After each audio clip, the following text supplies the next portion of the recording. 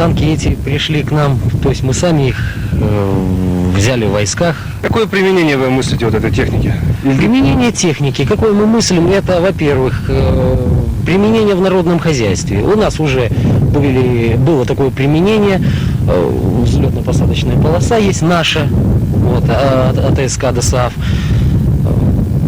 Делали парашютную площадку, то есть выкорчевка пней, и все это делали. Справляется эта техника с этой задачей? Конечно, эта техника справляется, хорошая техника. Здесь 45 единиц. 45 единиц боевой техники. Ну понятно, но мы будем надеяться, что в следующий наш приезд эта техника хоть в какой-то мере будет двигаться, и мы сможем ее заснять уже на ходу.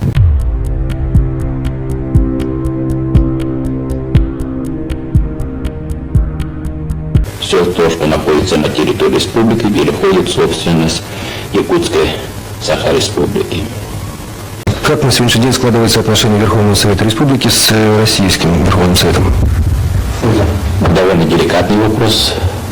Я уже год как довольно тесно с Борисом Николаевичем. Практически не бывает поездка в Москву без его встреч, чтобы не встречаться с ним, не отговаривать. Мы в хороших отношениях и Русланом Ивановичем Хасбулатовым. Вы помните, наверное, когда приезжал Борис Николаевич, когда он как-то выступал на сессии, так положительно относился к деятельности Верховного Совета нашей республики.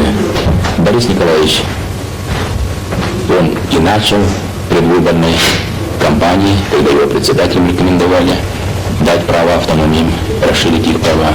И на сегодня этой позиции стоит он.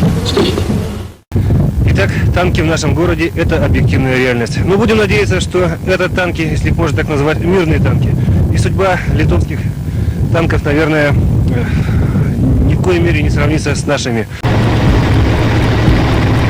ты же сам сможешь это назвать, да? Ну, сможем, но сейчас мы на телефон отойдем.